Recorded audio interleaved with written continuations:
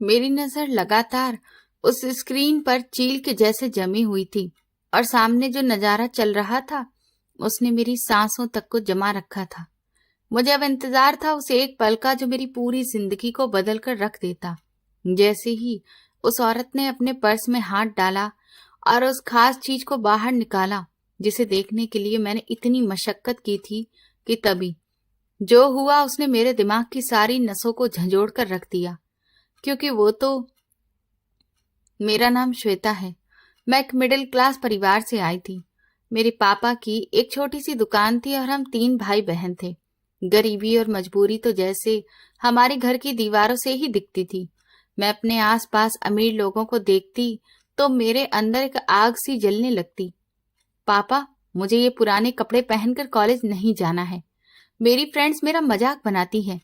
मैंने अपना पुराना सूट नीचे फेंकते हुए चिल्लाकर कहा। पापा ने अपने चश्मे को ठीक करते हुए मुझसे कहा, बेटा, अपने हालात देखा करो। दुकान पर ग्राहक नहीं आते हैं। मैं नया सूट तुम्हारे लिए कहाँ से लाऊं? तो मैं इसमें क्या करूं? क्या मैंने कहा था कि मुझे इस गरीबी में पैदा करो? मुझे इस सबसे नफरत हो चुकी है। मेरा गुस्सा बेकाबू हो गया था। माँ किचन से तुरंत भागते हुए बाहर आई। श्वेता, अपनी जुबान को लगाम दबाओ। तुम्हारे पापा दिन रात खून पसीना एक करके मेहनत करते हैं और तुम हो कि इतनी एहसान फरामोश हो गई हो कि अपने पापा की मेहनत की जरा भी इज्जत नहीं करती हो। कुछ तो शर्म कर लो। माँ ने गुस्से से मुझे घूरते हुए डांटा। मुझे मेहनत नहीं, मुझे पैसा चाहिए माँ, और वो मैं कमाकर ही रहूंगी। मुझे डॉक्टर बनना है ताकि मैं भी इन अमीरों के जैसे ही जिंदगी गुजार सकूं।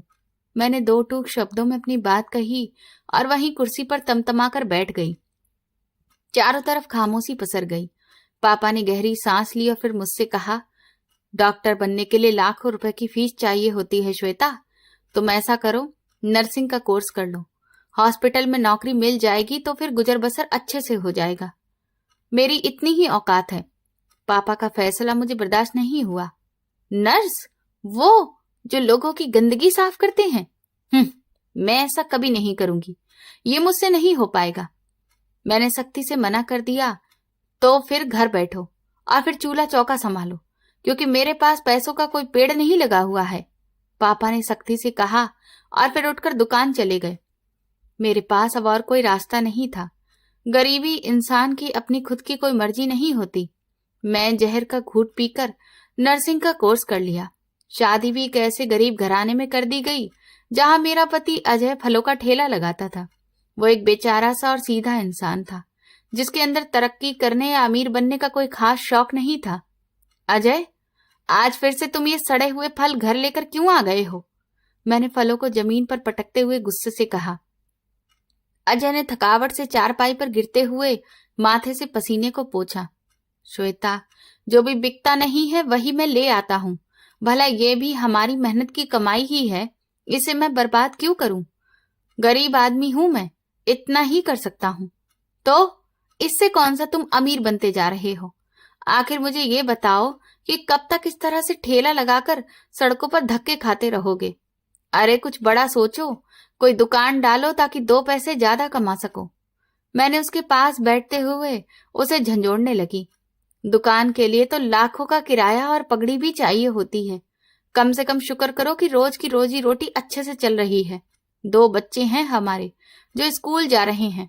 ये भी भगवान की मेहरबानी है। उसने आंखें बंद कर ली। मुझे सिर्फ दाल रोटी नहीं खानी है अजय, क्योंकि मुझे एक शानदार जिंदगी जीनी है। मुझे बड़ी गाड़ी, बड़ा घर और इज्जत भरी जिंदगी चाहिए। ये गरीबों की जिंदगी अब मुझे और ज्यादा बर्दाश्त नहीं होती है। मैंने गुस्से से उठते हुए कहा, इच्छाओं की तो कोई हद ही नहीं होती है श्वेता। इंसान की जितनी चादर हो उसे उतने ही पैर फैलाने चाहिए। ज्यादा उड़ने की कोशिश करोगी तो फिर मुंह के बल गिर जाओगी। इसीलिए अब चुपचाप लेटकर सो जाओ। उसने करवट बदल ली और मैं गुस्से से अपने दांत पीसने लगी। मेरी हॉस्पिटल की जितनी भी सैलरी थी वो सब कुछ बच्चों के कपड़े और उनके खर्चों में ही खर्च हो जाती थी, क्योंकि मेरा मकसद ये था कि कम से कम मेरे बच्चे तो दिखने में गरीब ना लगें, और मेरे पति की कमाई तो घर के राशन में चली जाती थी। मैं इस गरीबी की चक्की से बाहर निकलना चाहती थी। मैंने शहर के सबसे बड़े और महंगे हॉस्पिटल में नर्स की नौकरी करना शुरू कर दी थी। वहां की दुनिया ही अलग थी। करोड़पति लोग बड़ी बड़ी गाड़ियों में वहां पर इलाज करवाने के लिए आते थे। वहीं पर मेरी नजर डॉक्टर अंजना पर पड़ी। वो अस्पताल की सबसे फेमस गायनेकोलॉजिस्ट थी। श्वेता, जल्दी करो, डॉक्टर अंजना की गाड़ी आ रही है, उनके कैबिन को तैयार करो, वीआईपी मरीज इंतजार कर रहे हैं। सीनियर नर्स ने मुझे भागते हुए आवाज दी। मैंने कैबिन में जाकर फाइलों को सही करने लगी। खिड़की से बाहर देखा तो डॉक्टर अंजना की काले रंग की महंगी गाड़ी आकर रुकी। ड्राइवर ने भागकर दरवाजा खोला। डॉक्टर अंजना एक रानी की तरह बाहर निकली। उनके हाथों में लाखों का पर्स था और कपड़ों से उनकी अमीरी और घमंड दोनों झलक रहे थे। देख रही हो श्वेता, मैडम की क्या शान है। ऐसा लगता है जैसे ये हॉस्पिटल उनकी जागीर है। मेरी साथी नर्स तमन्ना ने बड़ी ही हसरत के साथ डॉक्टर अंजना की तरफ देखते हुए मुझसे कहा, शान तो होगी ही, एक एक मरीज से लाखों लाखों रुपए लूट लेती है। गरीबों का तो यहाँ पर एडमिट होना ही बंद है। मैंने ताना मारा। लूटती नहीं है, बल्कि उनके अच्छे से इलाज करके उन्हें ठीक कर देती है। तुम्हें पता है, आज फिर एक औरत मिठाई का डिब्बा और लाखों रुपए लेकर आई थी डॉक्टर अंजना के लिए। तुमने उस औरत की खुशी नहीं देखी। तमन्ना की आंखों में चमक थी। कौन सी औरत? मैंने हैरानी से पूछा। वही जो पिछले महीने आई थी रोती हुई। हाँ, पूरे 10 साल के बाद उसे उम्मीद हुई है, वो भी सिर्फ डॉक्टर अंजना के इलाज से। लोग उन्हें मसीहा मानते हैं, तमन्ना ने राजदार अंदाज में कहा। आखिर ऐसा क्या जादू कर देती है ये औरत? कोई ताबीज देती है या फिर कोई जादू करती है? क्योंकि जो कमाल बड़े से बड़े डॉक्टर नहीं कर पाए, वो भला ये डॉक्टर अंजना कैसे कर लेती है? मुझे तो ये पूरी फ्रॉड ही लगती है। मैंने फाइल पटकते हुए पूछा। कोई भी नहीं जानता है श्वेता, वो सिर्फ 1 महीने के लिए इलाज करती है और उस इलाज के अंत में सिर्फ 1 दिन के लिए अपनी वीआईपी वार्ड में उस मरीज को पूरी रात रोकती है। कुछ ऐसी खास ड्रिप भी उसे लगाती है और बस फिर काम हो जाता है। 1 हफ्ते के अंदर अंदर वो औरत प्रेग्नेंट हो जाती है और इसके बदले डॉक्टर मुंह मांगी रकम भी लेती है। तमन्ना ने आसपास देखते हुए धीरे से कहा। ये बात मेरे दिमाग में हथौड़े की तरह गूंजने लगी। 1 रात की ड्रिप और लाखों रुपए की फीस। मैं अगले कई दिन डॉक्टर अंजना पर कड़ी नजर रखने लगी। एक दिन एक बहुत अमीर घराने की औरत वार्ड में आई। डॉक्टर मैडम, ये लीजिए मेरी सारी जमा पूंजी और ये ब्लैंक चेक है। इसमें आप जो चाहें वो रकम भर लीजिए, बस मेरी गोद भर दीजिए। मेरे ससुराल वाले वरना मुझे मेरे पति से तलाक दिलवाकर घर से निकाल देंगे। वो लोग मुझे बांझ होने के ताने देते हैं। वो औरत डॉक्टर अंजना के पैरों में गिरकर रो रही थी। डॉक्टर ने उसे उठाया और कुर्सी पर बिठा दिया। अपने इमोशंस पर काबू रखिए और ये पैसे काउंटर पर जमा करवा दीजिए। मैं आपका इलाज शुरू कर रही हूँ और जैसा मैं आपसे कहूँ बिल्कुल वैसा ही कीजिएगा। और आज से ठीक 1 महीने के बाद आपको वार्ड नंबर 7 में एडमिट होना है। उस आखिरी दिन मैं आपका खुद से खास इलाज करूंगी। और याद रहे, मेरे वार्ड में कोई भी शोर नहीं होना चाहिए और ना ही आपके घर का कोई भी मेंबर। डॉक्टर अंजना की आवाज में एक अजीब सा गुरूर और शक्ति थी। मैं दूर खड़ी ये सब कुछ सुन रही थी और देख रही थी। उस औरत ने नोटों की गड्डियां और चेक काउंटर पर रख दिया। मेरी आंखें उन नोटों को देखकर हैरत से बड़ी बड़ी फैल गईं। इतना पैसा तो मैंने पूरी जिंदगी में नहीं देखा था। मुझे अपनी पूरी जिंदगी की मेहनत उस 1 रात की कमाई के सामने बिल्कुल बेकार सी लगने लगी थी।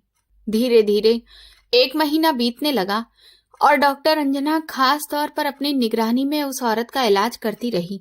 और फिर वो खास इलाज भी उन्होंने किया जो वार्ड नंबर 7 में होता था, जहां पर जाने की किसी को भी इजाजत नहीं थी। और ठीक 1 हफ्ते के बाद ही वो औरत अपने पति के साथ हंसते मुस्कुराते हुए हाथ में मिठाई का डिब्बा लेकर हॉस्पिटल आई। उसे उनके चेहरे पर ऐसी खुशी थी जैसे कि पूरी दुनिया की दौलत मिल गई हो। डॉक्टर मैडम, आपने तो कमाल ही करके रख दिया है। मेरी बीवी अब उम्मीद से हो गई है। आप तो हमारे लिए भगवान से कम नहीं हैं। हमने हर जगह से इलाज करवाया था, लेकिन आखिरकार हमें हमारे जीवन की सबसे बड़ी खुशी आपके हाथों से ही मिली। उस आदमी ने वो मोटी नोटों की गड्डियां और एक हीरे का चमचमाता हुआ नेकलेस का सेट डॉक्टर अंजना के कैबिन की टेबल पर रख दिया। डॉक्टर अंजना ने हल्की मुस्कुराहट के साथ वो दोनों ही चीजें अपनी दराज में रख ली। ये सब कुछ तो ऊपर वाले की मेहरबानी है। हम इंसान तो बस कोशिश कर सकते हैं। आप जा सकते हैं और अपना ख्याल रखिएगा। उस दिन मेरे अंदर के लालच ने सारी हदें पार कर दी। अगर मैं भी ये तरीका सीख लूं तो फिर मैं भी करोड़पति बन सकती हूँ। मैं वॉशरूम के शीशे में खुद को देखते हुए फैसला किया। मेरा चेहरा लालच से चमक रहा था।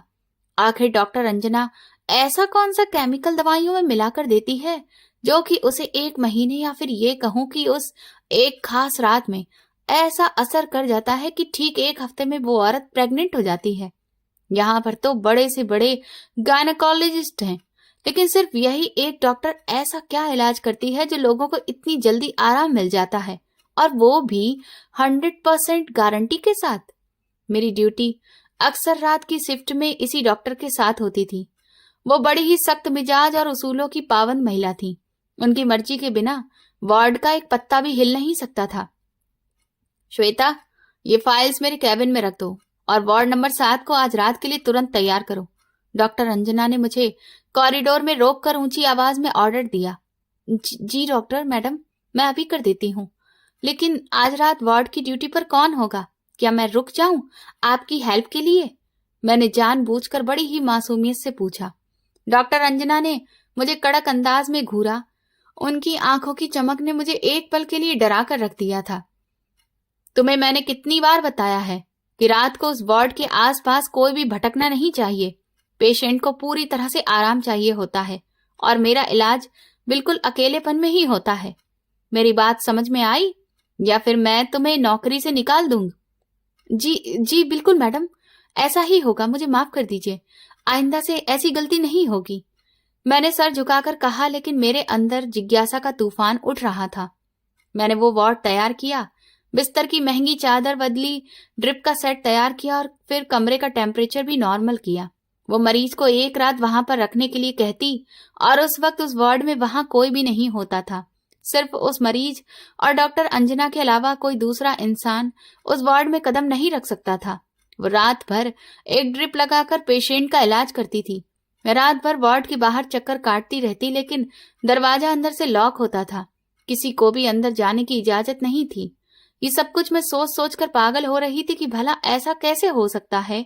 कोई तो ऐसा फार्मूला या दवाई है जो शायद वो उस ड्रिप में ही मिलाकर देती है। वो राज क्या है जो सिर्फ उस बंद कमरे तक ही सीमित है? मैंने तय कर लिया था कि आखिरकार मैं डॉक्टर का ये राज पता करके ही रहूंगी। अब ये राज नहीं रहेगा, बल्कि ये नुस्खा मैं भी हासिल कर लूंगी। मुझे किसी का कोई डर नहीं था। अगर मुझे ये इलाज पता चल जाए तो मैं इसे इस्तेमाल करके बहुत सारे पैसे कमा सकती हूँ। अपने बच्चों को एक शानदार और अमीर भरी जिंदगी दे सकती हूँ। मेरे बहन भाई जो जब से पैदा हुए हैं तब से सिर्फ मामूली जिंदगी ही बिता रहे हैं, उनकी जिंदगी भी बेहतर बना दूंगी। मैं मेरे पति को सारी जिंदगी उस फलों के ठेले को धूप में लेकर धक्के नहीं देने पड़ेंगे, बल्कि वो मेरे पैसों पर ऐश करेगा। मैं हॉस्पिटल की मालकिन बनकर राज करूंगी और डॉक्टर अंजना जैसी औरतें मेरे अंडर काम करेंगी। ये ख्याल मेरे दिमाग में एक जहर की तरह फैल रहे थे। मुझे अब अपनी नर्सिंग की मामूली नौकरी से बहुत घिन आने लगी थी। मैं जब भी डॉक्टर अंजना को उसकी कुर्सी पर बैठे हुए देखती तो मेरे अंदर जलन की आग भड़क उठती। वो मुझसे ज्यादा काबिल नहीं थी, बस उसके पास वो एक खास राज था जिसने उसे जमीन से आसमान तक पहुंचा दिया था, और वो राज मुझे हर हाल में जानना था, किसी भी कीमत पर और किसी भी तरीके से। रात के अंधेरे में हॉस्पिटल की बिल्डिंग किसी खौफनाक भूत बंगले की तरह लग रही थी, लेकिन मेरे अंदर के लालच की आग उस अंधेरे से कहीं ज्यादा गहरी थी। मैंने अपने कदमों की आवाज को बड़ी मुश्किल से दबाया और कॉरिडोर में चलने लगी। डॉक्टर अंजना का कैबिन बंद था, लेकिन मैंने सफाई करने वाले स्टाफ से चोरी छुपे एक मास्टर चाबी बनवा ली थी। मेरी धड़कनें मेरे कानों में गूंज रही थी। मुझे आज वो कीमती फॉर्मूला हर हाल में ढूंढना है जो इन अमीर बांझ औरतों को मां बना देता है। मैंने कांपते हाथों से चाबी ताले में घुमाते हुए अपने आप से कहा। दरवाजा हल्की सी आवाज के साथ खुला और मैं अंदर दाखिल हो गई। कैबिन के अंदर एक अजीब सी महक फैली थी जो डॉक्टर अंजना के महंगे परफ्यूम की थी। मैंने जल्दी से दराज को खोलना शुरू किया। वहां सिर्फ साधारण सी फाइलें और कुछ मामूली मेडिकल रिपोर्ट्स रखी थी। मेरे माथे पर पसीना आने लगा।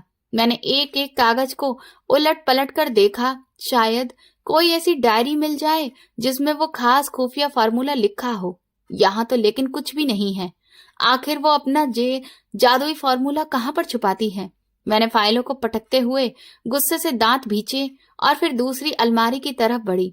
वो अलमारी शीशे की थी और उसमें कई तरह की बोतलें रखी हुई थी।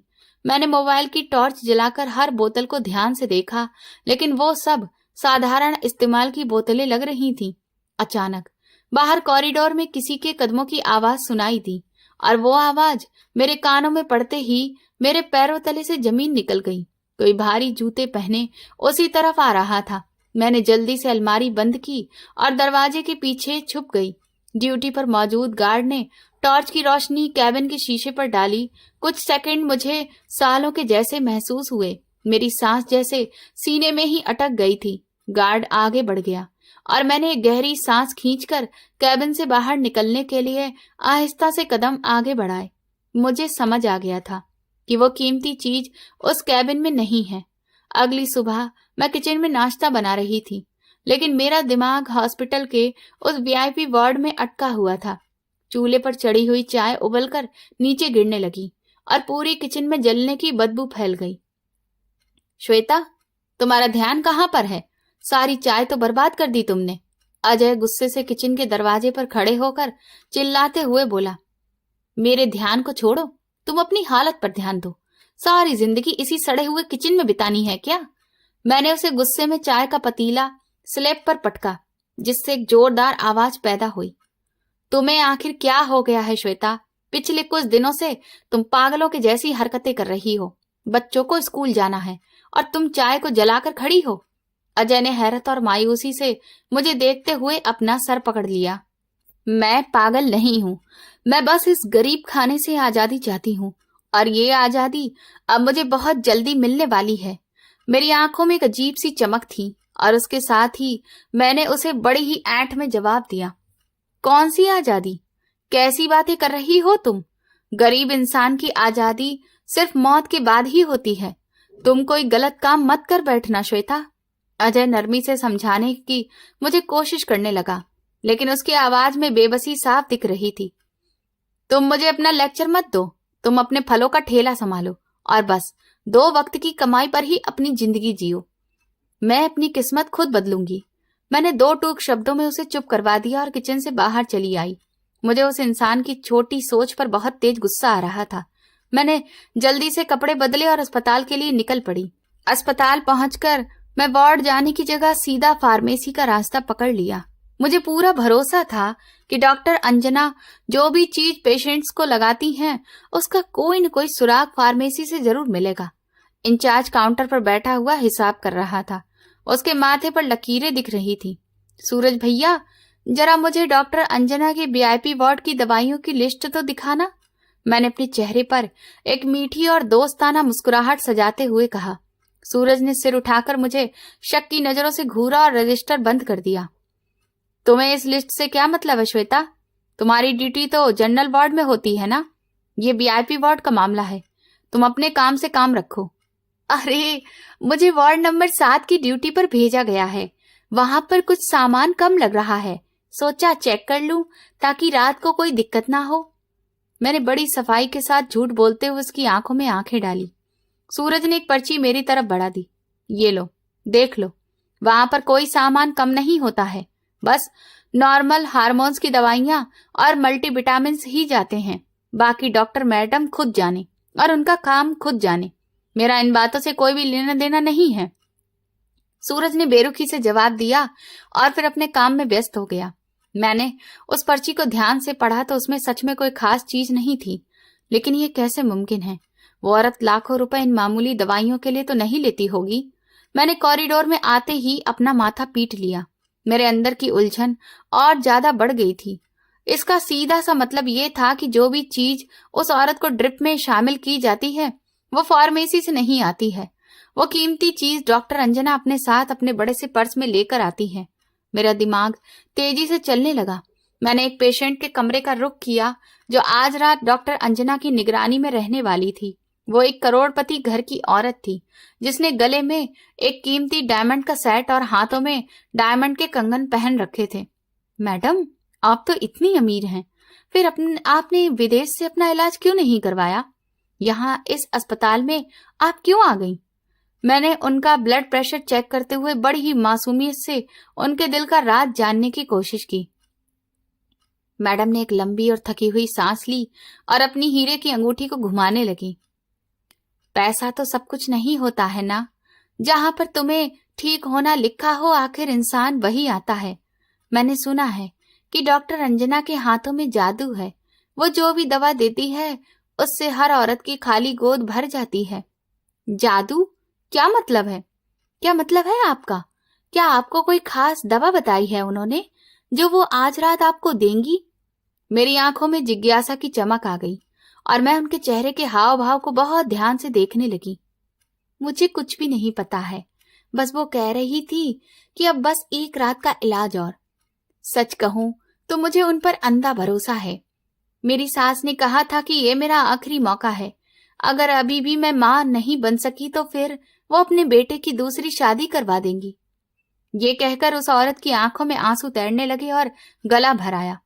ये अंधा भरोसा ही तो इंसान को बर्बाद कर देता है। ये सोचते हुए मैंने दिल ही दिल में फैसला किया कि मैं उस जादुई दवा को देखकर ही रहूंगी और ब्लड प्रेशर की मशीन कमरे के साइड में रखकर मैं बाहर निकल आई। मेरे दिमाग पर एक ही फितूर सवार था। अगर दवा कमरे में जाती है तो फिर मुझे किसी भी तरह से इस कमरे के अंदर देखना ही होगा। लेकिन इस कमरे में तो रात के वक्त कोई नहीं जा सकता, तो फिर मैं कैसे देखूंगी? मेरे दिमाग में एक शैतानी ख्याल आया। एक कैमरा, एक छोटा सा खुफिया कैमरा जो सब कुछ रिकॉर्ड कर ले। मैं जल्दी से हॉस्पिटल से 2 घंटे की छुट्टी ली और शहर के सबसे बड़े इलेक्ट्रॉनिक मार्केट में पहुंची। दुकानों की भीड़ और शोर शराबे में मैं एक ऐसे दुकानदार के पास गई जिसकी दुकान थोड़ी सी सुनसान और कोने में बनी हुई थी। मेरा दिल तेजी से धड़क रहा था, लेकिन लालच ने हर एक घबराहट और डर को खत्म कर दिया था। वो मुझे एक ऐसा कैमरा चाहिए जो बिल्कुल भी दिखाई ना दे, वो हद से ज्यादा छोटा हो और रात के अंधेरे में बिल्कुल साफ वीडियो बनाए। मैंने दुकानदार की तरफ झुककर बहुत ही धीमी आवाज में कहा ताकि कोई और कस्टमर सुन न पाए। दुकानदार ने मुझे ऊपर से नीचे तक एक अजीब सी नजर से देखा और फिर एक दराज खोलकर एक छोटा सा काले रंग का डिब्बा निकाला। मैडम, ये देखिए, ये छोटे से बटन के जितना है और इसका नाइट विजन बहुत ही बेहतरीन है। आप इसे कहीं भी छुपाकर लगा सकती हैं और ये सीधे आपके मोबाइल में कनेक्ट होकर लाइव वीडियो दिखाएगा। मैंने उस काले रंग के नन्हे से कैमरे को अपने हथेली में रखा तो वाकई में वो बहुत छोटा और हैरत से भरा था। इसकी कीमत कितनी है? मेरे पास ज्यादा पैसे नहीं है, कुछ डिस्काउंट दे दीजिए। मैंने हमदर्दी हासिल करने और पैसे बचाने की कोशिश की। 8,000 रुपए फाइनल। इससे 1 रुपया भी कम नहीं होगा मैडम, क्योंकि ये बहुत ही महंगा माल है। अगर आपको लेना है तो लीजिए, वरना मेरा समय बर्बाद मत करिए। दुकानदार ने कैमरे को वापस डिब्बे में रखते हुए अपना आखिरी फैसला सुना दिया। उस वक्त मेरे पर्स में मेरे बच्चों की स्कूल फीस के पैसे पड़े हुए थे। मैंने पर्स खोला और वो पैसे निकाले जो पूरे 8,000 ही थे। एक पल के लिए मुझे अपने बच्चों के मासूम चेहरे याद आ गए जिन्हें स्कूल से निकाले जाने का डर था, लेकिन फिर करोड़पति बनने का सपना उन चेहरों पर भारी पड़ गया। मैंने सोचा कि ये राज पता चलते ही मैं इन पैसों का 1000 गुना ज्यादा कमा लूंगी और फिर अपने बच्चों को शहर के सबसे महंगे स्कूल में एडमिशन दिलवाऊंगी। ठीक है, ये लीजिए पैसे और इसे पैक कर दीजिए और मुझे इससे मोबाइल के साथ कनेक्ट करने का तरीका भी समझा दीजिए। मैंने पैसे दुकानदार के हवाले कर दिए।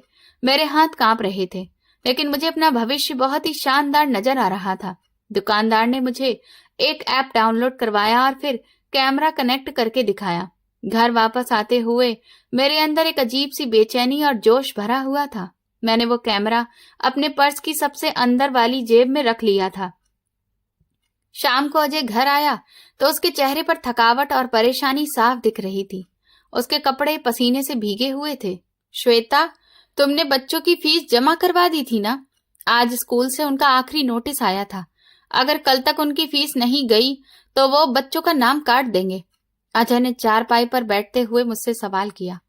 मेरे माथे पर पसीना आ गया, लेकिन मैंने खुद को बड़े ही माहिर तरीके से संभाल लिया। हाँ, मैं कल सुबह ड्यूटी पर जाने से पहले फीस जमा कर दूंगी। आज हॉस्पिटल में बहुत भीड़ थी। जिस वजह से मेरी इमरजेंसी वार्ड में ड्यूटी लगी हुई थी। मुझे जरा सा टाइम ही नहीं मिला। तुम फिक्र मत करो। मैंने बड़ी सफाई से उसकी आंखों में झूठ बोलकर धूल झोंक दी और उसे एक झूठी तसल्ली दे दी। कल जरूर जमा करवा देना, वरना बच्चों का नाम कट जाएगा। गरीब आदमी की इज्जत ही क्या होती है, लोग तो बस फिर बातें बनाते हैं। वो थकान के मारे लेट गया और फिर मैंने सुकून की सांस ली। मुझे उसकी इज्जत या गरीबी की कोई भी परवाह नहीं थी। मेरी मंजिल अब बहुत बड़ी थी। अगली सुबह मैं वक्त से पहले ही अस्पताल पहुंच गई। आज रात वही अमीर औरत वार्ड नंबर 7 में शिफ्ट होने वाली थी। मेरे पास पूरा दिन था उस कैमरे को फिट करने के लिए। मेरी ड्यूटी भी आज रात की शिफ्ट में लग चुकी थी। श्वेता, आज रात एक नई पेशेंट आ रही है। वार्ड नंबर 7 तैयार होना चाहिए। कोई सी भी कमी मैं बर्दाश्त नहीं करूंगी। ये डॉक्टर अंजना का खास केस है। सीनियर नर्स ने मुझे ड्यूटी पर आकर सख्त अंदाज में हिदायत दी। उनके हाथ में पेशेंट की फाइल थी। जी मैडम, मैं बस अभी जाकर सब कुछ सेट करती हूँ। आप बिल्कुल बेफिक्र रहिए, आज कोई भी गलती नहीं होगी। मैंने सारा सामान चेक कर लिया है। मेरा दिल खुशी से उछल पड़ा और मैंने अपनी जेब में पड़े हुए उस नन्हे से कैमरे को मजबूती से पकड़ लिया। ख्याल रखना, कोई भी गलती ना हो। डॉक्टर अंजना बहुत गुस्से वाली हैं और उनके नियम भी बहुत सख्त हैं। अगर उन्होंने शिकायत की तो फिर तुम नौकरी से हाथ धो बैठोगी। हेड नर्स ने हिदायत दी और फिर वो वहां से चली गई। हाँ, कोई गलती नहीं होगी। आज तो मेरी जिंदगी बदलने का दिन है। मैं इस अस्पताल की मालकिन बनने वाली हूँ। मैंने शीशे में देखते हुए खुद को मुस्कुराते हुए तसल्ली दी और वार्ड नंबर 7 की तरफ चल पड़ी। कमरा बिल्कुल खाली और सुकून से भरा था। वीआईपी वार्ड होने की वजह से यहाँ हर चीज बहुत कीमती और शानदार थी। महंगे पर्दे, मुलायम बिस्तर और एक से एक महंगी गुदगुदी कुर्सियां और सोफे रखे हुए थे। मैंने दरवाजे को अंदर से बंद किया और पूरे कमरे का ध्यान से जायजा लेने लगी। मुझे एक ऐसी जगह चाहिए थी जहां से पूरा बिस्तर और बिस्तर के आसपास का पूरा एरिया साफ नजर आए, लेकिन कैमरा दिखाई न दे। कहाँ लगाऊं, कहाँ लगाऊं, कहाँ लगाऊं इसे कि पूरी नजर पड़े, लेकिन किसी को जरा भी शक ना हो। मैंने छत, दीवार, फर्नीचर और सबको घूरते हुए परेशानी से खुद से ही पूछा। मेरी नजर तभी सामने अलमारी पर रखे हुए एक बहुत ही खूबसूरत और बड़े से फ्लावर पॉट पर पड़ी, जिसमें बहुत ही खूबसूरत रंग बिरंगे फूल और चौड़े हरे रंग के पत्ते लगे हुए थे। वो जगह बिस्तर के ठीक सामने थी और ऊंचाई पर होने की वजह से वहां पर किसी की भी नजर नहीं जा सकती थी। ये बिल्कुल सही जगह है। इस फ्लावर पॉट के पत्तों के बीच में ये कैमरा किसी को भी दिखाई नहीं देगा। कोई सोच भी नहीं सकता कि यहाँ पर कुछ हो सकता है। मैंने एक भारी कुर्सी खींची और सावधानी पूर्वक उस पर खड़ी हो गई। मैंने बड़ी ही सावधानी के साथ कैमरे को एक बड़े से पत्ते के पीछे डबल टेप से अच्छे से चिपका दिया और उसका एंगल सीधा पेशेंट के बिस्तर की तरफ कर दिया। मैंने जल्दी से अपना मोबाइल निकाला और ऐप ऑन करके स्क्रीन पर चेक किया। बिस्तर, ड्रिप स्टैंड और वो कुर्सी जहां पर डॉक्टर अंजना बैठती थी बिल्कुल साफ नजर आ रहे थे। बस अब तुम मुझे डॉक्टर अंजना का वो करोड़ों का राज दिखाओगे और फिर मेरी गरीबी हमेशा के लिए खत्म हो जाएगी। मैं भी महंगे महंगे कपड़े पहनूंगी और बड़ी बड़ी गाड़ियों में घूमूंगी। मैंने कैमरे को फूलों के बीच अच्छे से छुपाते हुए एक गहरी और सुकून भरी सांस ली। अचानक दरवाजे के हैंडल पर किसी का हाथ पड़ा और वो जोर से घूमने लगा। हैंडल लॉक होने की वजह से खुला नहीं तो बाहर से किसी ने जोरदार तरीके से दरवाजा खटखटाया। मेरा दिल धक्के से रह गया। मैं जल्दी से कुर्सी से उतरी, लेकिन मेरा पैर कुर्सी के किनारे से फिसला और मैं जोरदार आवाज के साथ जमीन पर गिर पड़ी। मेरी टांग में भयंकर दर्द हुआ। दरवाजा खोलो, अंदर कौन है? बाहर से आवाज आई। मैं लंगड़ाते हुए जाकर दरवाजा खोला। श्वेता, तुम अंदर क्या कर रही हो इतनी देर से? और फिर तुमने दरवाजा अंदर से लॉक क्यों कर रखा है? दरवाजा खुलते ही डॉक्टर अंजना की खतरनाक आवाज पूरे कमरे में गूंजी। उनकी आंखों में आग भड़क रही थी और उनका चेहरा गुस्से से लाल हो रहा था। मेरे गले में कांटे चुभने लगे। मैं जमीन से उठते हुए अपने कपड़े साफ किए और डर के मारे कांपने लगी। मैं बस ये फ्लावर पॉट सीधा कर रही थी। यह हवा से गिर गया था और दरवाजा तो बस ऐसे ही लॉक हो गया था। गलती से मेरा ध्यान इस तरफ नहीं था। मैंने हड़बड़ाकर एक बहुत ही बेवकूफी भरा झूठ बोलते हुए नजर झुका ली। डॉक्टर अंजना ने मुझे शक की नजर से ऊपर से नीचे तक देखा। उनकी तेज नजरें पूरे कमरे का निरीक्षण कर रही थी। वो कुर्सी की तरफ देख रही थी जो अपनी जगह से हटी हुई थी। मुझे ऐसा लगा कि जैसे मेरी चोरी पकड़ी गई है और अब वो मुझे पुलिस के हवाले कर देंगी। कमरा तैयार है, पेशेंट को शिफ्ट किया जा रहा है। तुम तुरंत बाहर जाओ और दोबारा इस कमरे के आसपास दिखाई मत देना। अगर तुम मुझे यहाँ दोबारा दिखी तो मैं तुम्हारी टांगे तोड़ दूंगी। उन्होंने मुझे घूरते हुए सख्ती से रास्ता दिखा दिया। जी मैडम, कमरा तैयार है, मैं बस जा ही रही हूँ। मैंने सर झुकाया और तेजी से बाहर निकल आई। मेरा दिल मेरे हलक में आकर अटक गया था और डर के मारे मेरी टांगें बुरी तरह से कांपने लगी थी। मैं सीधा ड्यूटी रूम का रास्ता पकड़ा और दरवाजा बंद करके कुर्सी पर गिर पड़ी। मैंने अपना मोबाइल निकाला और स्क्रीन की तरफ देखा। कैमरा बिल्कुल सही तरह से काम कर रहा था और मुझे खाली बिस्तर दिखाई दे रहा था। अब बस रात का इंतजार है और फिर मैं इस डॉक्टर अंजना का वो राज जान लूंगी जो उस पर नोटों की बारिश करता है। मैंने स्क्रीन पर अपनी उंगलियां घुमाते हुए एक खौफनाक मुस्कुराहट के साथ खुद से वादा किया। रात का अंधेरा गहरा हो चुका था और अस्पताल के कॉरिडोर में एक अजीब सी खामोशी पसरी थी।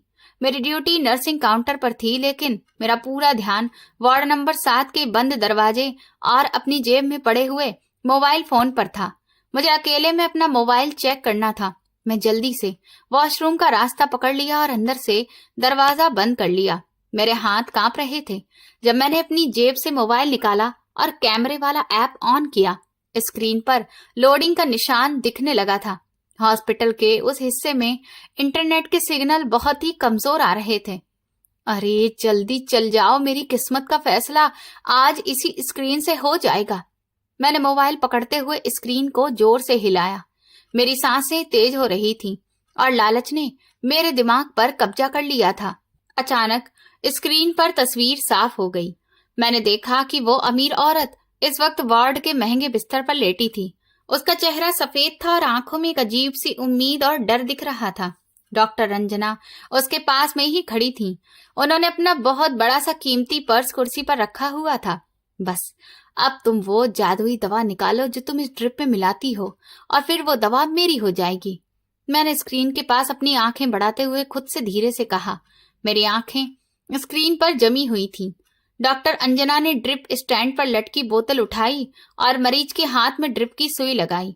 उनके चेहरे पर एक अजीब सा सुकून और गंभीरता थी। उन्होंने पेशेंट से कुछ कहा जो कि मुझे सुनाई नहीं दिया क्योंकि कमरे में आवाज इतनी साफ नहीं आ रही थी। तुम फिक्र मत करो, ये रात तुम्हारी जिंदगी की आखिरी मायूसी से भरी रात होगी। मैंने अंदाजा लगाया कि शायद डॉक्टर अंजना पेशेंट से यही कह रही होंगी, जिस बात पर पेशेंट ने सिर हिलाया और आंखें बंद कर ली। उन्होंने ड्रिप को लगाकर उसकी बूंदें गिरने की रफ्तार को कंट्रोल किया। इसके बाद वो मुड़कर अपनी कुर्सी की तरफ गईं। वो अपने पर्स की तरफ हाथ बढ़ा रही थी। मेरा दिल इतनी जोर से धड़क रहा था कि मुझे लगा कि जैसे अब ये बाहर निकल जाएगा। हाँ बस अब ये वही पल है, ये वही राज है जो मुझे करोड़पति बना देगा। मैंने खुशी से मोबाइल को दोनों हाथों से कसके पकड़ लिया और मेरी नजर बिल्कुल चील की तरह स्क्रीन पर जम गई। गोला एक बार फिर से घूमने लगा क्योंकि इंटरनेट के सिग्नल गायब हो चुके थे। मैंने हड़बड़ाकर दरवाजा खोला और कॉरिडोर की तरफ भागी ताकि सिग्नल वापस आ जाए। ये मेरे साथ ही क्यों होता है? जब मंजिल सामने होती है तो कोई ना कोई रुकावट आ जाती है।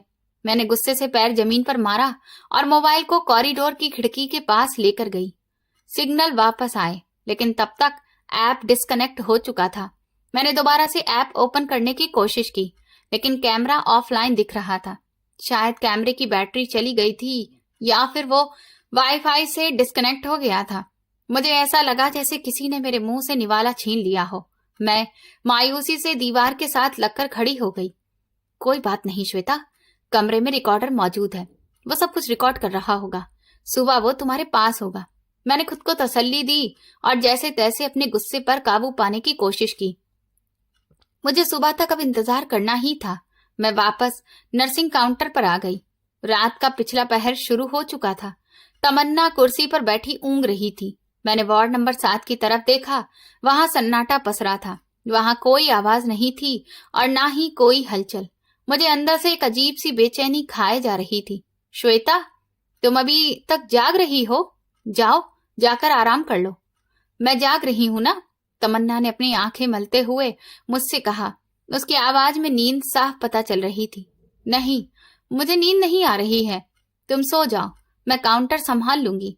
मैंने उसे जवाब दिया और कुर्सी पर बैठकर फाइलें देखने का ड्रामा करने लगी। मुझे डर था कि अगर मैं सो गई तो फिर सुबह कैमरा निकालने का मौका मेरे हाथ से चला जाएगा। पूरी रात मेरे लिए बहुत भारी पड़ रही थी। एक एक मिनट एक एक साल के जैसा लग रहा था। मेरे दिमाग में सिर्फ एक ही सवाल घूम रहा था कि सुबह कैसे भी मुझे वो मेमोरी कार्ड निकालना है और घर ले जाकर पड़ोसन से लैपटॉप मांगकर उस पर देखना है।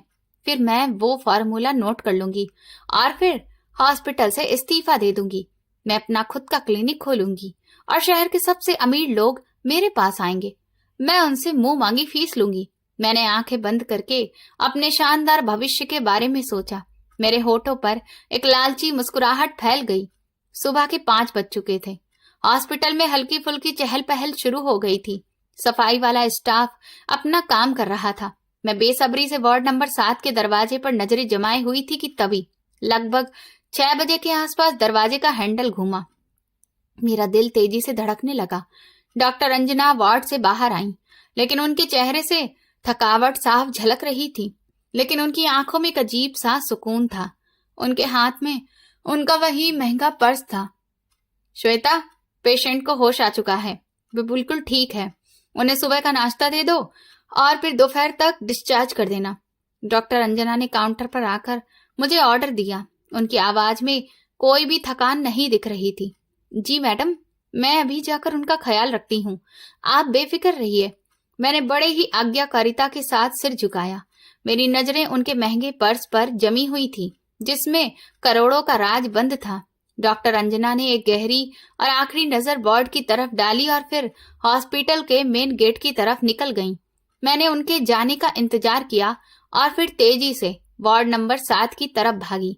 दरवाजा खोलकर मैं अंदर दाखिल हुई। पेशेंट आंख बंद करके बिस्तर पर लेटी हुई थी। उनके चेहरे पर एक अजीब सी खुशी दिख रही थी जो मैंने रात को नहीं देखी थी। वो आराम से सो रही थी। मैं कुर्सी खींचकर अलमारी के पास गई। शुक्र है कि वो सो रही है, वरना मुझे कई सवालों के जवाब देने पड़ते। मैंने दिल ही दिल में भगवान को धन्यवाद दिया और कुर्सी पर चढ़ गई। मेरे कांपते हुए हाथ फूलदान के पत्तों पर पड़े। मैंने देखा कि कैमरा वहीं पर मौजूद था जहां मैंने उसे लगाया था। मैंने जल्दी से उसे निकाला और फिर अपनी जेब में डाल लिया। कुर्सी को वापस उसी जगह पर रखा और गहरी सांस ली। आखिरकार तुम मेरे पास आ ही गए। अब मेरी किस्मत बदलने से कोई भी नहीं रोक सकता। मैंने अपनी जेब पर हाथ रखकर कैमरे की मौजूदगी को महसूस किया और खुशी से मेरी आंखों में आंसू आ गए। मैंने जल्दी से पेशेंट का ब्लड प्रेशर चेक किया ताकि अगर वो जाग जाए तो उसे मुझ पर शक न हो। वो सच में बिल्कुल नॉर्मल थी। मैंने उसे नाश्ता दिया और फिर अपनी ड्यूटी खत्म करके मैं हॉस्पिटल से बाहर निकल आई। बाहर सुबह की ताजा हवा चल रही थी, लेकिन मुझे इस सब की कोई परवाह नहीं थी। मेरा दिमाग सिर्फ उस मेमोरी कार्ड में छुपे हुए राज पर अटका हुआ था। मैंने जल्दी से रिक्शा रोका और अपने घर का पता बताया। भैया, जरा जल्दी से रिक्शा चलाइए, मुझे घर जल्दी पहुंचना है। मैंने बेसब्री से रिक्शे वाले से कहा। मेरी टांगें लगातार हिल रही थी क्योंकि मुझे बहुत बेचैनी हो रही थी। हवाई जहाज नहीं है, मुझसे जितना तेज चल सकता है मैं उतना ही तेज चला रहा हूँ, रिक्शा वाले ने मुझे झुंझलाकर जवाब दिया। मैं सारा रास्ता बेचैनी से गुजार रही थी। घर पहुंचते ही मैंने देखा कि अजय बच्चों को स्कूल जाने के लिए तैयार कर रहा था। उसके चेहरे पर वही पुरानी गरीबी की थकावट दिख रही थी। श्वेता, तुम आ गई, जल्दी से नाश्ता बना दो, मुझे मंडी जाना है माल लाने के लिए। अजय ने मुझे देखते ही अपने काम से हाथ रोक दिए और फिर अपने नाश्ते के बारे में पूछने लगा। तुम्हें अपने नाश्ते की पड़ी हुई है? यहाँ मेरी पूरी जिंदगी बदलने वाली है। तुम खुद ही कुछ बनाकर खा लो या फिर बाहर जाकर खा लो, मुझे बहुत जरूरी काम है। मैंने बड़ी ही बेरुखी से उसकी तरफ देखा और तेजी से अपने कमरे की तरफ चली गई। मुझे इस वक्त अजय की शक्ल से भी बहुत उलझन सी हो रही थी। क्या हो गया है श्वेता तुम्हें? मैं सुबह से काम कर रहा हूँ और तुम हो कि मुझसे इस तरह से बात कर रही हो। तुमने बच्चों की फीस जमा करवाई है या नहीं? अजय गुस्से से मेरे पीछे आया और उसने मेरा बाजू पकड़कर मुझे रोक लिया। फीस फीस फीस, पूरे टाइम फीस फीस बड़बड़ाते रहते हो तुम। उस फालतू की फीस के लिए मेरा दिमाग खाते रहते हो। मैं तुम्हें बता तो रही हूं ना कि अब हमारी गरीबी के दिन खत्म होने वाले हैं। मैंने झटके से अपना हाथ उससे छुड़वाया। मेरी आंखों में गुस्सा और पागलपन दिख रहा था। कौन से गरीबी के दिन खत्म होने वाले हैं? तुमने कोई चोरी तो नहीं की श्वेता? मुझे सच सच बताओ, ये तुम कैसी बातें कर रही हो? अजय के चेहरे पर डर और परेशानी साफ दिखने लगी थी। उसे मुझ पर शक हो रहा था। चोरी गरीब करते हैं? मैं तो अमीर होने वाली हूँ, और वो भी बहुत जल्दी। तुम बस देखते जाओ। मैं वो राज लेकर आई हूँ जो हमें बड़े बड़े बंगलों में लेकर जाएगा। मैंने एक तंज भरी और खतरनाक हंसी लगाई और फिर अपने कमरे के दरवाजे को जोर से बंद कर दिया। श्वेता, दरवाजा खोलो। मुझे बताओ कि तुम क्या करने वाली हो। भगवान के लिए देखो, कोई भी गलत कदम मत उठाना, हमारे बच्चे बर्बाद हो जाएंगे। अजय ने बाहर से दरवाजा पीटना शुरू कर दिया, लेकिन मैंने उसकी आवाज को पूरी तरह से इग्नोर कर दिया। मैंने पड़ोसन का पुराना लैपटॉप बिस्तर पर रखकर ऑन किया, जो मैं घर आते वक्त उससे मांग कर ले आई थी। वो स्टार्ट होने में काफी वक्त ले रहा था। मेरी बेसब्री बढ़ती ही जा रही थी। मैंने जेब से कैमरा निकाला और उसमें से छोटा सा वो मेमोरी कार्ड निकाल लिया। जल्दी खुलो, मेरी किस्मत के दरवाजे, जल्दी से खुल जाओ। मैंने स्क्रीन को घूरते हुए दांत भींचे और कीपैड पर उंगलियां पटकने लगी। फिर एकदम से स्क्रीन ऑन हुई। मैंने जल्दी से मेमोरी कार्ड को लैपटॉप के साथ कनेक्ट कर दिया। स्क्रीन पर फोल्डर ओपन हो गया। उसमें सिर्फ एक ही वीडियो फाइल दिख रही थी, जिसमें उस पूरी रात का वीडियो होगा। बस मुझे वीडियो देखना होगा और मेरे हाथ में वो जादू की छड़ी लग जाएगी। ये सोचते ही मुझे बहुत खुशी होने लगी। मैंने कांपते हाथों से वो बटन दबाया और वीडियो स्क्रीन पर चलने लगी। फिर अचानक लैपटॉप की स्क्रीन पर लकीरें आईं और एक अजीब सी आवाज के साथ वो स्क्रीन पूरी तरह से काली हो गई। इस पुराने लैपटॉप ने उसी टाइम दम तोड़ दिया जब मेरी मंजिल ठीक मेरे सामने थी। नहीं, ऐसा नहीं हो सकता। मेरी किस्मत इतनी बुरी कैसे हो सकती है? मैंने गुस्से और फ्रस्ट्रेशन से अपना सिर पकड़ते हुए लैपटॉप को बंद कर दिया।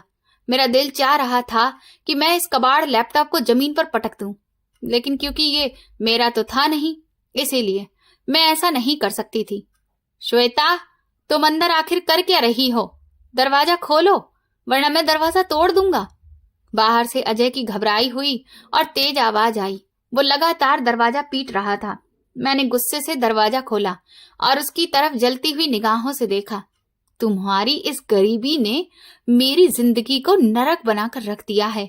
तुम तो एक लैपटॉप तक मुझे खरीद कर नहीं दे सकते हो। तुम भला किस काम के आदमी हो? मैंने अपना सारा गुस्सा और मायूसी अजय के ऊपर उतार दी। मेरी आंखों से आंसू निकलने लगे। अजय ने मुझे सदमे और दुख से देखा। उसके चेहरे पर बेबसी थी। मैं गरीब जरूर हूं श्वेता, लेकिन मैंने कभी भी बेईमानी की कमाई के बारे में नहीं सोचा। तुम जिस रास्ते पर चल पड़ी हो, वहां सिर्फ बर्बादी है। वो एक ठंडी सांस लेकर पीछे हट गया और फिर चुपचाप घर से बाहर निकल गया। मुझे उसके जाने की कोई परवाह नहीं थी। मेरा सारा ध्यान उस मेमोरी कार्ड पर था। मैंने कार्ड निकाला और उसे अपनी जेब में सुरक्षित रख लिया। मुझे फैसला करना था कि उस वीडियो को मैं कहाँ देख सकती हूँ। मेरे दिमाग में हॉस्पिटल का ख्याल आया। मेरी ड्यूटी रात को थी और रात के वक्त डॉक्टर अंजना का वो खास कमरा खाली रहता था। वहां पर लैपटॉप भी मौजूद होता था, जिसमें पेशेंट का रिकॉर्ड रखा जाता था। वहां ये वक्त गुजारना अब मेरे लिए मुश्किल हो रहा था, लेकिन आखिरकार रात आ गई। मैं रोज की अपेक्षा 1 घंटा पहले ही अस्पताल पहुंच गई।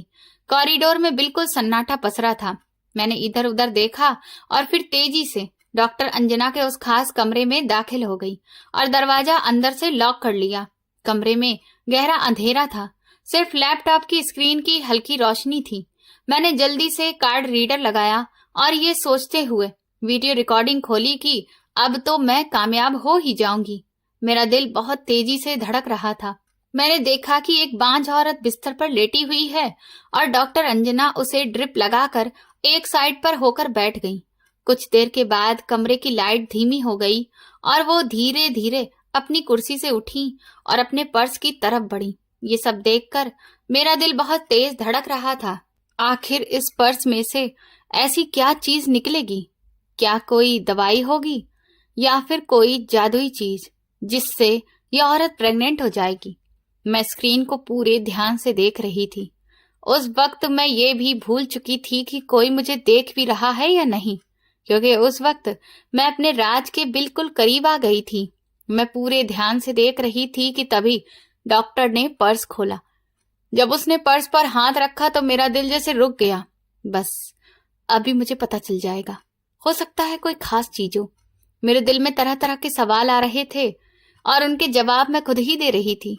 पर अगले पल जो चीज डॉक्टर रंजना ने निकाली, उस चीज को देखकर तो मैं हैरान रह गई, क्योंकि वो ना तो कोई दवा थी और ना कोई जादुई चीज, बल्कि डॉक्टर ने अपने पर्स से एक छोटी सी माला निकाली और चुपचाप एक तरफ बैठकर वो माला फेरने लगी, जैसे वो लगातार भगवान का नाम लेते हुए प्रार्थना कर रही हो। आंखें बंद करके लगातार भगवान का ध्यान कर रही थी। कुछ देर के बाद मैंने देखा कि उनकी आंखों से आंसू निकलने लगे और वो भगवान से धीरे धीरे कह रही थी कि हे भगवान, मैं तो सिर्फ इलाज कर रही हूँ, मैं कोशिश ही कर सकती हूँ, लेकिन हर इंसान की खुशी तो सिर्फ आपके हाथों में है। इस औरत की गोद भर दीजिए भगवान। ये देखकर मेरे हाथ कांपने लगे कि मैं डॉक्टर अंजना के बारे में कितना गलत सोच रही थी, कि वो लालच में ना जाने क्या क्या करती हैं। दरअसल भगवान डॉक्टर अंजना के हाथों के जरिए ही लोगों की जिंदगी को खुशियों से भर रहे थे। मैं स्क्रीन के सामने बिल्कुल सीधी बैठी थी। मेरे गाल आंसुओं से भीग गए। मेरे सालों के लालच और घमंड को उस एक नजारे ने बिखेर कर रख दिया था। मैं जिस औरत को कोई जादूगर समझ रही थी, वो तो भगवान से अपने पेशेंट्स के लिए प्रार्थना करती थी। तुम्हें क्या लगा श्वेता, तुम ये कैमरा छुपाकर मेरा राज जान लोगी और मैं बेखबर रहूंगी?